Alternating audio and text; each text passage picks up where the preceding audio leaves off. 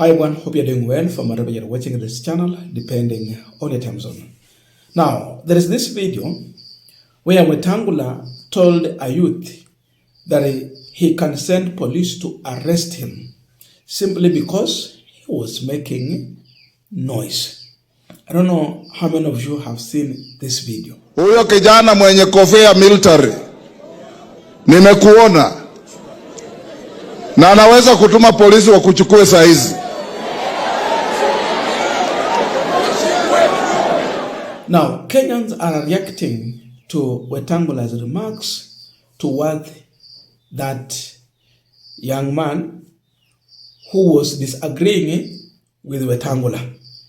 And they are giving their views. The guy was simply chanting WANTAM. And this was in a funeral where Wetangula was speaking at the same time. So the views of Kenyans are that Wetangula should stop that. Huyo kijana mwenye kofia military, nimekuona na anaweza kutuma polisi wa kuchukue saa hizi. Ati Weta amesema nini? Ati Weta amefanya nini? Mumeona hiyo story? Imagine Weta kwa Bungoma, sijui hata ni event gani hiyo wako huko Bungoma. Anaongea watu wana shout WANTAM, watu wana chant WANTAM, which I would have done if I was there also. He goes ahead to say, ati it's too bad to misbehave in public. Wewe kijana wa kofia military wewe, naweza hata kutumania polisi wa kuchukua saa hii. What do you mean? What do you mean? Kwani nchi sisi ni tenants, tumekomboa, ni kwenu. Ati wewe ni landlord unaweza nifukuza, ama wewe ni principal. Tuko kwa prefecture high school. Waache mchezo. Hati weko. Kwanza kijana wa kofia military, hebu mumposta haraka kwa sababu akipotea kuna mtu atamtoa kwake. WANTAM. Na naona Kibagendi anashinda kituambia ulipigwa wewe. Hata mimi ningekuwa bibi ningekupiga. Now, personally, I don't see really the case which can be presented in a court against the young man who was chanting WANTAM when Wetangula was speaking.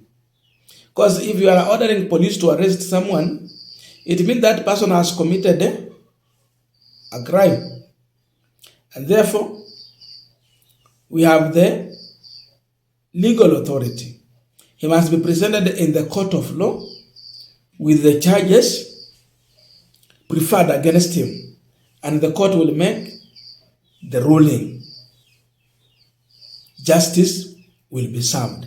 So I'm wondering, when did it become a crime for you to disagree with a politician in what they are trying to sell to the public? I think we have a freedom of speech, freedom of expression. So this was in a funeral setup. Sijui sheria za matanga zinasema aje. Wetangula attended the funeral. Then when he was addressing the people, pushing for the government agenda, then a Gen Z stood and said WANTAM. This angers a politician. Then the next order, arrest. Here is the full video. Huyo kijana mwenye kofia military, nimekuona na anaweza kutuma polisi wa kuchukue saa hizi.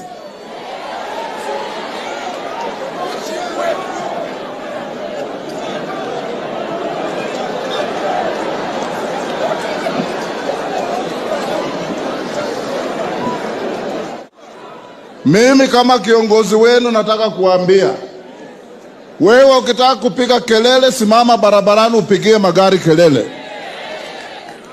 We will not allow you, whoever you are, wherever you come from, whatever you do, to come to a funeral and conduct yourself in the presence of bereaved families. This we will not allow. Wale vijana hawajui nani amekufa, hawajui hizi familia. Governor, we must instill discipline in our community. Our MPs, we must instill discipline in our community. Ewana wicha anane masikano yokela. Ewaso manjilo luliwe ngene nefwe bakali. We will not allow this. And I want to speak very strongly on this. Baba Askofu, muombee watoto wetu.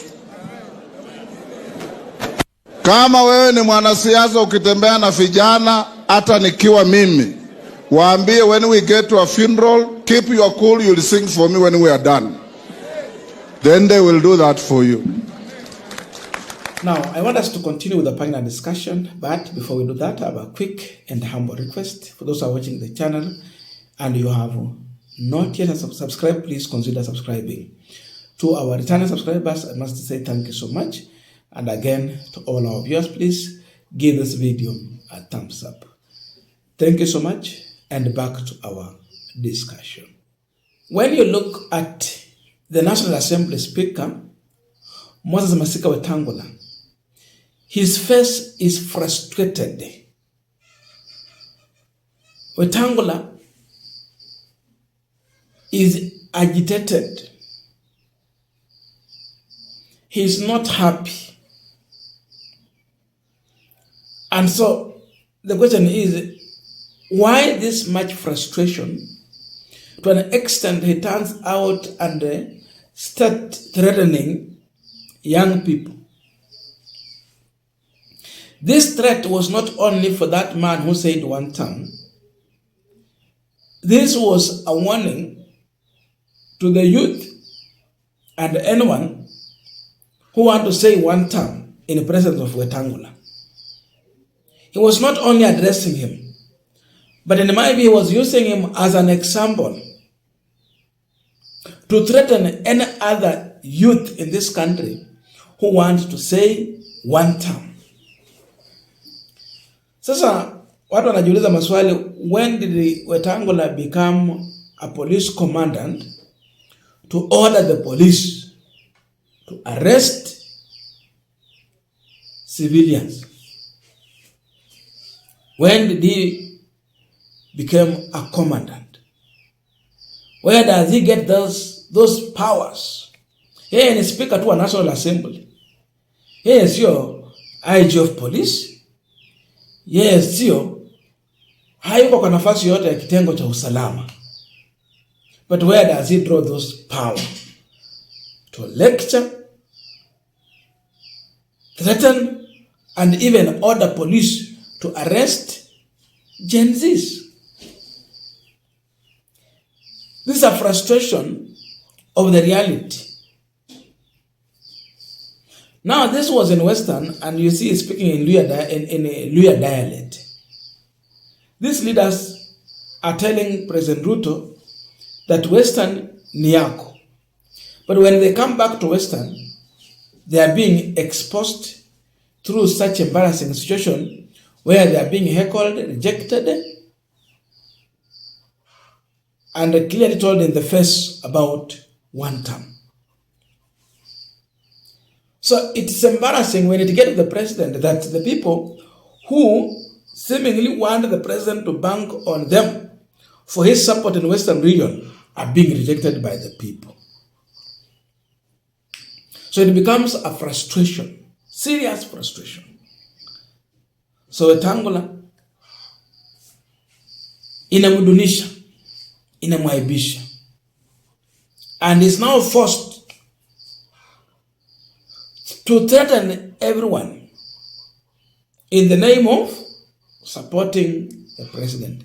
You can't force a support. You can't threaten people in order for them to support President William Ruto. I am asking myself a question. What if the young man was saying two-term? Would Wetangula say that he will order police to arrest him? Wetangula will be celebrating. Atakuwa anasema asante, atasema imetosha, atasema hivyo. But here, because someone is mentioning WANTAM, anasikia mbaya. This is to tell you that leaders like Wetangula are losing the ground, especially at back home. And they don't want to accept. What he should be asking himself is why the youth are saying WANTAM. What is this thing that they got it wrong as the government that is making the young people in this country to say WANTAM? That is the question that leaders from Western region should be asking themselves and find answers to this. The best thing Wetangula should be doing is to find a solution to that problem that makes the youth to say one term, so that at least they can say two term. Have they delivered their promises to the people?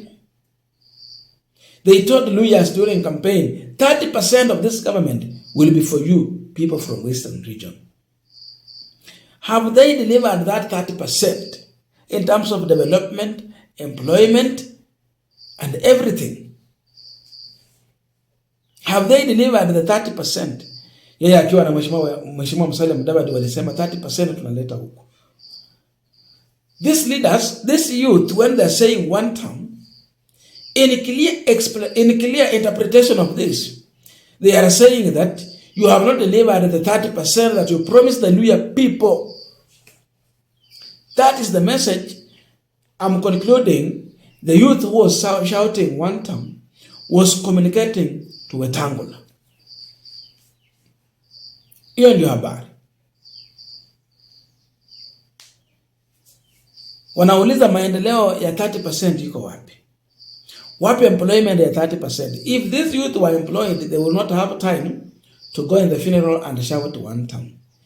If the government today had provided a conducive environment that will be friendly to the business, so that we can have business people thriving, they would have created direct and indirect employment to the people, and young people will be busy doing business. There will be no time to say one term.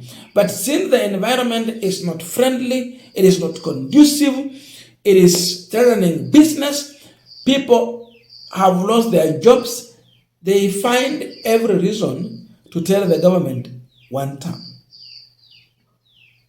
I don't know your views, but please let us meet in the comment section to continue with our discussion. Thank you so much, and see you in our next video.